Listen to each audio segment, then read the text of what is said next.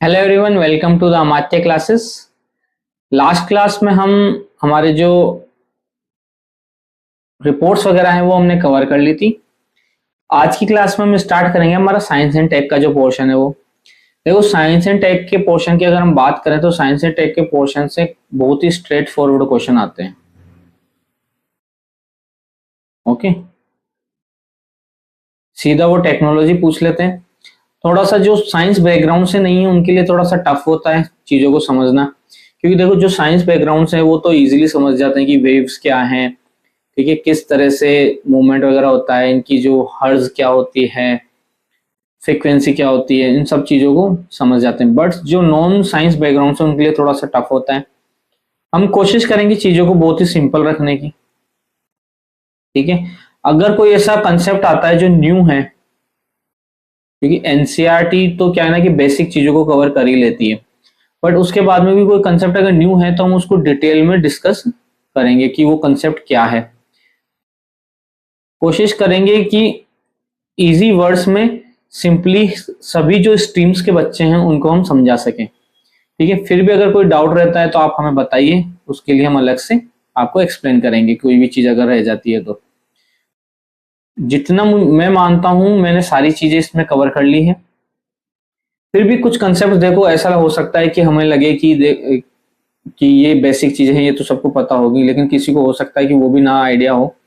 तो आप वो बताइए, वो भी नेक्स्ट टाइम से जब भी हम साइंस एंड टेक डिस्कस करेंगे तो हमारी डेप्थ उसी तरह से हम डिसाइड करेंगे कि कितना डेप्थ तक हमको डिटेलिंग रखनी है किसी भी टॉपिक की, किसी भी कंसेप्ट की। देखो साइंस एंड टेक मोर और लेस क्या होता है ना कि इतना ज्यादा कंसेप्चुअल भी है नहीं। एग्जाम पॉइंट जो आजकल एग्जाम्स आ रहे हैं उसमें वो स्ट्रेट फॉरवर्ड क्वेश्चन पूछ लेते हैं, ये क्या है, किस चीज से रिलेटेड है, और अगर कोई टिपिकल कंसेप्ट होता भी है तो वो उसका बेसिक आइडिया आपको होना चाहिए, ठीक है। तो स्टार्ट करते हैं वन बाय वन। पहली news, blue bird block second, ठीक है। क्या है ये हमारा सैटेलाइट है। देखो इसरो ने जो लॉन्च किया है, कितना प्यारा सा सीन है, एकदम अच्छा सा फोटो लिया हुआ है सैटेलाइट का। क्यों ये न्यूज में है? क्योंकि ये हेवीएस्ट सैटेलाइट है जो आज तक इसरो ने इंडिया की सोइल से लॉन्च किया है, ठीक है। It is the heaviest ever launched from Indian soil satellite, तो इसलिए ये काफी इंपॉर्टेंट हो जाता है हमारे लिए। Blue bird block second, okay. क्यों ये लॉन्च किया गया है? To provide cellular broadband connectivity directly to smartphone without any special hardware. Means smartphones को डायरेक्ट सेल्यूलर कनेक्टिविटी प्रोवाइड करने के लिए बीच में कोई भी स्पेशल हार्डवेयर की हमको रिक्वायरमेंट ना हो। तो आपको क्या याद रखना है एग्जाम पॉइंट ऑफ व्यू से? हमको ये याद रखना है कि ब्लू बर्ड ब्लॉक सेकंड जो है वो किस चीज से रिलेटेड। ये एक सैटेलाइट है जो हेवीएस्ट सैटेलाइट है आज तक की जो इंडियन सोइल से लॉन्च हुई, और ये मोबाइल फोन को डायरेक्ट ब्रॉडबैंड कनेक्टिविटी के लिए लॉन्च किया गया है। इतना इतना मोटा मोटा जो बेसिक न्यूज है वो हमको पता होना चाहिए। इसरो ने कौन सा रॉकेट यूज में लिया था? LVM-M6, okay. कहां से लॉन्च किया गया था? Satish Dhawan space centre, Sriharikota. बहुत ही इंपॉर्टेंट नाम, सबको ही याद होगा ऑलमोस्ट। जो भी प्रिपरेशन कर रहे हैं सबको ये नाम तो याद हो ही जाता है, सतीश क्योंकि सारे ही 99% जो सैटेलाइट हैं हम सतीश धवन स्पेस जो स्पेस स्टेशन है हमारे वहीं से लॉन्च करते हैं, ठीक है। ये कहाँ पे लॉन्च किया जाएगा? लो अर्थ ऑर्बिट, है ना। जो अगर किसी को नहीं पता हो तो मैं बता देता हूँ। जो हमारा अर्थ है, अगर हम यहाँ हैं अर्थ पे, तो जो सबसे पहला ऑर्बिट होता है ना अर्थ के चारों ओर घूमने के लिए किसी सैटेलाइट को, वो उसको हम लोअर अर्थ ऑर्बिट बोलते हैं। 3-4 तरह के ऑर्बिट होते हैं। लोअर अर्थ ऑर्बिट होता है, फिर एक जियो सिंक्रोनस सैटेलाइट होता है जो अर्थ के साथ साथ सिंक हो जाता है। मीन्स जिस स्पीड से अर्थ घूमेगा उसी स्पीड से वो घूमेगा, तो 24 घंटे में अर्थ के साथ साथ पूरा एक राउंड पूरा करता है। तो थोड़ा डिटेल ज्यादा हो जाएगी, बस इतना याद रखना है कि लो अर्थ ऑर्बिट में होता है। फिर हम जब साइंस एंड टेक पढ़ेंगे तो इन चीजों को हम डिटेल में डिस्कस करेंगे वहां पे। ध्रुव, नेक्स्ट न्यूज है हमारी। ध्रुव 64। ध्रुव 64 क्या इंडिया फर्स्ट 64 बिट प्रोसेसर है, ठीक है।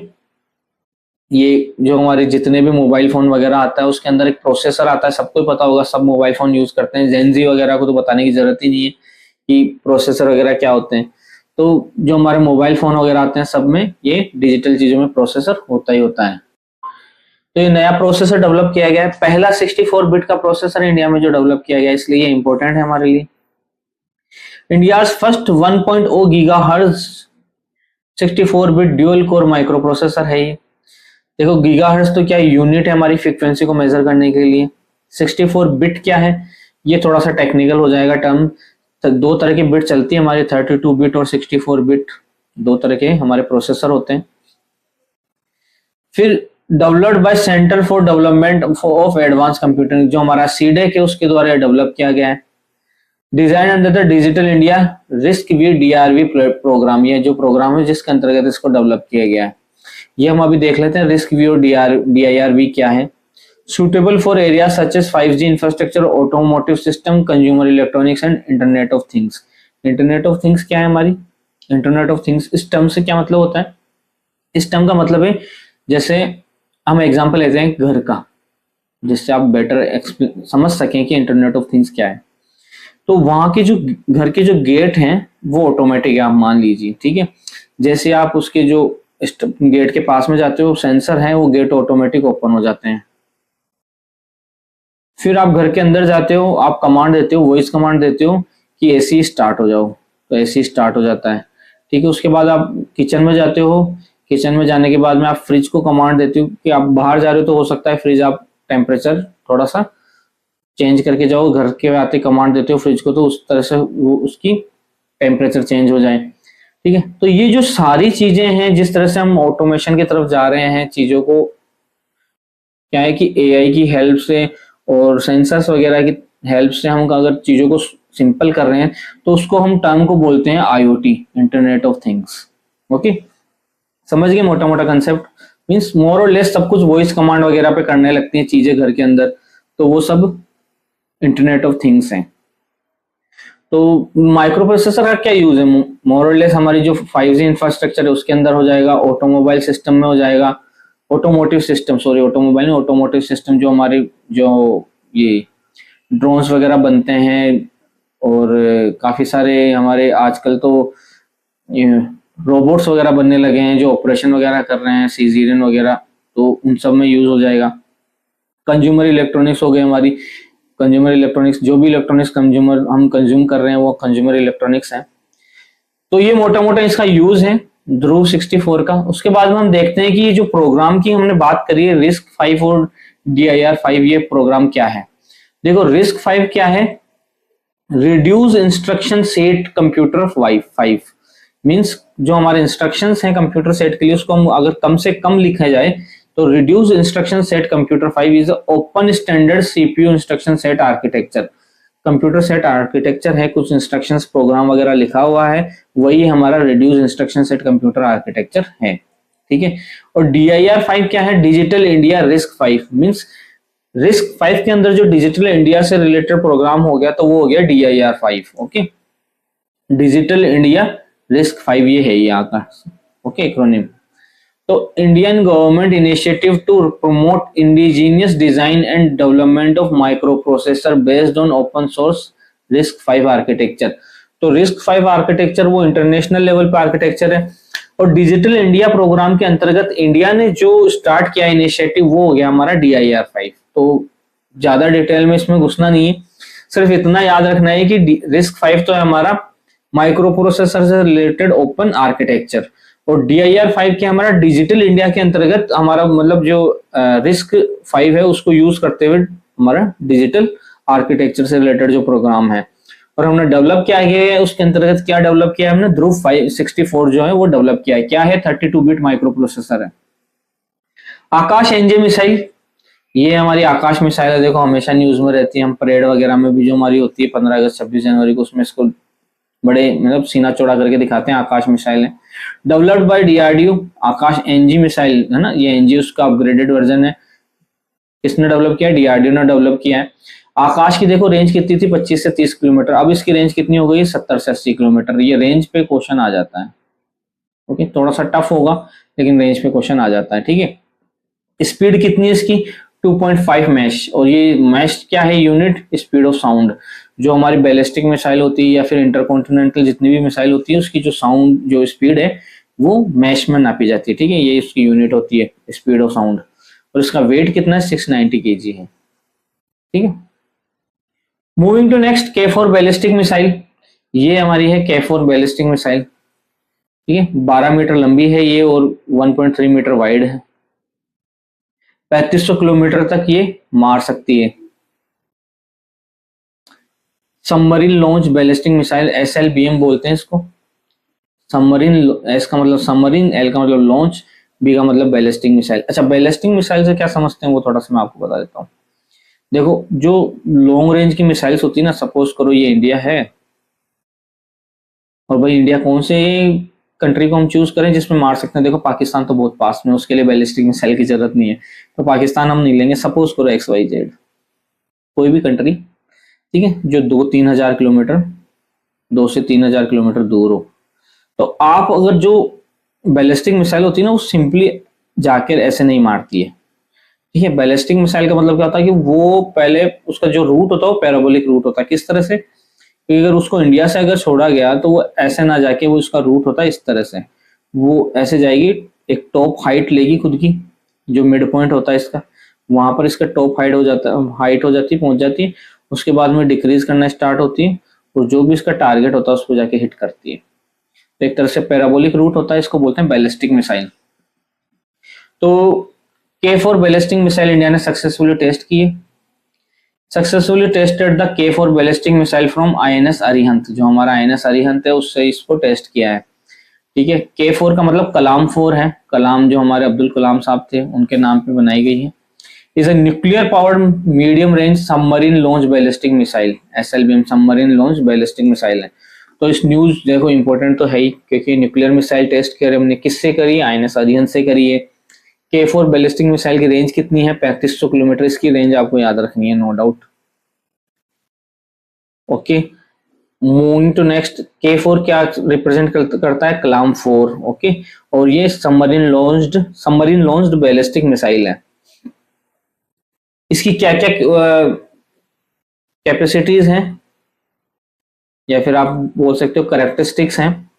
स्टेल्थ एंड सर्वाइविलिटी मींस ये क्या है ना, कि एक तो पानी में लॉन्च करी जाती है, लॉन्च फ्रॉम ए सबमरीन, ये सबमरीन से लॉन्च करी जाती है, so it remains outside the enemies radar, enemy के रेडार के बाहर रहती है। एनिमी का रेडार जो है, किसी भी जो हमारे दुश्मन कंट्री, उसका रेडार इसको नहीं पकड़ सकता। From the depth of the sea, accuracy enable quick launch, requires low maintenance and high reliable, highly reliable है, क्विक लो मेंटेनेंस है, और क्विक लॉन्च की जा सकती है, ज्यादा टाइम लगता नहीं है। तो एक्यूरेसी काफी अच्छी है इसकी। और डेवलपर कौन है इसका, DRDO, जो हम बता चुके हैं, डेवलपर तो हमारा DRDO है। एक्यूरेसी हाई है, स्टेल्थ एंड सर्वाइविलिटी है, तो ये इसकी कैरेक्टरिस्टिक्स हैं। उसके बाद हम बात करते हैं वेप 8x8 WHAP। वाप क्या है हमारा, ये देखो ये व्हीकल है, इसकी क्या कैरेक्टरिस्टिक्स हैं, क्यों ये न्यूज में है, कि एक तो ये है ना, जो हमारा धरती है वहां पे भी चल सकता है, तो एम्फीबियस है एक तरीके से। एम्फीबियस का मतलब ये पानी में भी चलेगा और ये रोड पे भी चलेगा। अब भागो, तुम कहां भागोगे बच के, नहीं क्या भाई, ऐसा व्हीकल है हमारे पास में जो रोड पे भी चलेगा, पानी में भी चलेगा, ठीक है, इसलिए ये न्यूज में है। व्हील्ड आर्मर्ड एम्फीबियस प्लेटफॉर्म है ये, यहाँ से सीधा आपको पास में गन दिख ही रही है, यहाँ से फायर कर सकता है कोई भी अंदर बैठ के, और ये रोड पे भी चल सकता है, टायर इसके अंदर, और ये तैर भी सकता है, एम्फीबियस है मगरमच्छ की तरह। Developed by DRDO plus Tata ने मिलकर डेवलप किया है, capacity to operate on both land and water, land and water दोनों पे चल सकता है। तो इंपॉर्टेंट है हमारे लिए, कुछ भी नया डेवलपमेंट होता है तो, ठीक है। वेब 8x8, देखो साइंस एंड टेक में एवरी न्यूज इज इंपॉर्टेंट, क्योंकि वो सारे नए डेवलपमेंट है जो हम न्यूज में पढ़ रहे हैं, ठीक है। अंजदीप, ये हमारा अंजदीप है, ठीक है, named after Anjadip island located at the coast of Karwar in Karnataka, Karnataka में करवार आइलैंड है हमारा, कोस्ट है, उसके नाम पे इसको नाम दिया है अंजदीप, ओके। शिप है हमारा, जो हमारी 8 शिप आने वाले हैं उसमें से थर्ड नंबर का शिप है ये, पहले 2 आ चुके हैं। Anti submarine warfare shallow water craft है ये, एस डब्ल्यू इसको बोलते हैं, ASWC, okay. A stands for anti submarine warfare, ASW, and SWC stand for shallow water craft. तो मतलब जो पानी की डेप्थ जहां बहुत कम होती है वहां तक ये एंटी सबमरीन वारफेयर में यूज किया जा सकता है, ठीक है। तो जो हमारी सबमरीन्स होती है जो पानी के नीचे होती है, उन पे वार करने के लिए और उनको मार गिराने के लिए यूज में होता है ये अंजदीप। अब इसकी क्या स्पेशल कैरेक्टरिस्टिक्स हैं? ये इंडिया का लार्जेस्ट वारशिप है, 77 मीटर लॉन्ग, 77 मीटर लंबा है ये। ओके, 77 मीटर्स लॉन्ग है और इसकी जो 80% कंपोनेंट्स आर इंडिजियसली सोर्स्ड, आत्मनिर्भर भारत के अंतर्गत। मींस 80% जो इसको कंपोनेंट्स हैं वो इंडिया से ही सोर्स किए गए हैं, आत्मनिर्भर भारत जो हमारी स्कीम है उसके अंतर्गत। Moving to next, osprey. Osprey क्या है हमारा? ये हेलीकॉप्टर है भाई, ये हर मौसम में उड़ सकता है, कहीं पे भी उड़ा लो इसको, कैसे भी, सुबह उड़ा लो, शाम उड़ा लो, रात को उड़ा लो, ठीक है। बड़ा यूनिक हेलीकॉप्टर बनाया है ये हमारे डिफेंस के लिए। Osprey helicopter is capable of operating day night all weather, कभी भी उड़ाओ उसको। Commission to enhance navy's capability, navy को मिलेगा ये। एंटी सबमरीन जो वारफेयर है और एंटी सरफेस वारफेयर दोनों में काम आएगा। मूविंग टू नेक्स्ट, आईसीजीएस अमूल्य। ये हमारा आईसीजीएस अमूल्य है, ये जिस दिन इसकी कमीशनिंग हुई थी उस दिन की फोटो है ये। ICGS stand for Indian coast guard ship, third in the series of 8 Adamya class fast patrol vessels. देखो दो तरह के होते हैं, एक तो ये जो पेट्रोल वेसल्स होते हैं ये सिर्फ पेट्रोलिंग के लिए काम में होते हैं। इसके ऊपर एक छोटी सी गन होती है, ये देखो ये गन, अगर किसी को नहीं दिख रहा तो उसको जूम कर देते हैं हम, ये देखिए ये एक गन है इसके ऊपर, जो मेनली ये पेट्रोलिंग के लिए काम होता है। पेट्रोलिंग ये क्या घूमता रहता है हमारी जो भी इंटरनेशनल बाउंड्रीज वाटर्स होते हैं उसके ऊपर, और अगर कोई भी एक्टिविटी इनको दिखती है, ये देखो लाइटें वगैरह लगी हुई है रात को देखने के लिए दूर तक, यहाँ से ये जो विंडो है यहाँ से देखा जाता है इसको, देखा होगा आपने मूवीज वगैरह में कई बार। तो वही सिंपल सा कंसेप्ट है। मैक्सिमम स्पीड इसकी कितनी है? 27 नॉट्स होती है, पानी के अंदर स्पीड नॉट्स में नापी जाती है।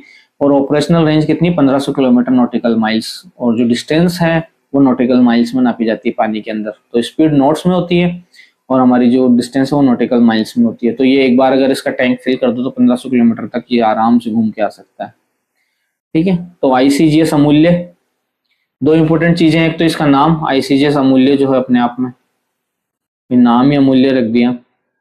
दूसरा ये जो हमारी 8 सीरीज, थर्ड है जो 8 सीरीज आने वाली फास्ट पेट्रोल वेसल्स की, और इसका नाम है अदम्य,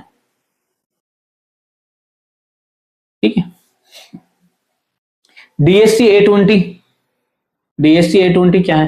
देखो ये अपने आप में नाम ऐसे रखे गए हैं, आजकल जो वेसल्स वगैरह आ रहे हैं और जो भी क्राफ्ट्स वगैरह, शिप क्राफ्ट्स वगैरह आ रहे हैं, उनके नाम ही अपने आप में बहुत ही टिपिकल से रखे गए हैं। अगर ये नाम ही एग्जाम में सीधा पूछ ले कि ये क्या है, तो ये कैंडिडेट को याद रखना मुश्किल हो जाता है। तो डेप्थ में तो क्या ही पूछेंगे इससे। अब अगर ये पूछ ले डीएससी A20 क्या है, तो आप कहीं से कहीं तक कोई तुक्का नहीं लगा सकते हो। तो ध्यान रखें इन चीजों का। डीएससी क्या है? अगर इन क्वेश्चंस को सोल्व करने का सबसे अच्छा तरीका पर क्या है, देखो आप हमेशा इनकी फुल फॉर्म पे जाओ, डीएससी क्या है। अगर आपको डीएससी की फुल फॉर्म है ना, तो आप क्वेश्चन इजीली पिक कर सकते हो। डाइविंग सपोर्ट क्राफ्ट है ये, ओके। मींस कहीं पे भी अगर आपको किसी को बचाने के लिए जाना है तो कोई एक शिप अलग आता है। देखो ऐसा नहीं है कि इस शिप से कूद जाएगा इंसान बचाने के लिए, ऐसा नहीं होता है। ये शिप अलग है, ये शिप अलग है, ये वाला शिप अलग है और ये अलग है। ये तो सिर्फ सर्वेलेंस के लिए है। अगर किसी को बचाने के लिए जाना है तो इसको लेके जाना पड़ेगा उनको। ऐसा नहीं है कि इसी से कूद गए यहाँ से भाई साहब छलांग लगा दी, ऐसा नहीं होता है। हर चीज का एक मॉडस ऑपरेंडी है। डाइविंग सपोर्ट क्राफ्ट बोलते हैं इसको, specialised vessel design to support under water diving operation and subsea work. Under water diving जो ऑपरेशंस होते हैं हमारे, कि यहाँ से आप कूदो, पानी में जाओ, आगे कहीं निकलो, फिर वहां पे ऑपरेशंस करके आओ, नेवी के जो कमांडो वगैरह होते हैं। तो support under water inspection, repair and maintenance. Repair and maintenance जो होती है हमारी, जो केबल्स होती है अंडरग्राउंड वाटर में इंटरनेट की, उनको रिपेयर वगैरह करने के लिए भी इस शिप का यूज होता है। फिर है हमारा समुद्र प्रताप। ये हमारा समुद्र, भारतीय तटरक्षक को मिला है ये Samudra Pratap. Indian coast guard first indigenously design and build pollution control vehicle है ये, ओके। किस तरह से पोल्यूशन कंट्रोल करता है ये एक तो फिंगर प्रिंटिंग करता है, केमिकल डिटेक्शन करता है और ऑयल स्पिल्स को चेक करता है। भाई पानी में किस तरह के पोल्यूशन हो सकते हैं, या तो ऑयल स्पिल हो सकता है या फिर केमिकल हो सकता है, पानी में कोई एक्सीडेंट हो वगैरह, किसी शिप से केमिकल लीज हो जाए, ऑयल लीकेज की न्यूज हम जनरली पढ़ते रहते हैं। तो वो सब डिटेक्ट ये कि क्या करेगा, इसके अंदर मशीनरी है जो ये डिटेक्ट कर लेगा पानी के अंदर कितना ऑयल है, कितना पोल्यूशन है। तो समुद्र प्रताप किसको मिला है? इंडियन कोस्ट गार्ड, भारतीय तटरक्षक को। मूविंग टू नेक्स्ट हमारा आईएनएस अरिधम। और कितना बचा है हमारा? अभी तो काफी न्यूज बची है साइंस एंड टेक में। चलो देखते हैं INS Aridhaman. Okay, upgraded version है आईएनएस अरिधमन, ये है हमारा न्यूक्लियर सबमरीन है ये। आईएनएस अरिहंत और आईएनएस अरिघाट जो हमारी सबमरीन हुआ करती थी दो, उसका अपग्रेडेड वर्जन है आईएनएस अरिधन। 90% इंडिजिनियस मटेरियल लिया है और कमीशन जल्दी ही कमीशन होने वाला, अभी कमीशन नहीं हुआ ये, ठीक है। तो आज की क्लास में इतना ही। इसके आगे की हम जो भी न्यूज है वो देखेंगे नेक्स्ट क्लास में। आज के लिए थैंक यू वेरी मच।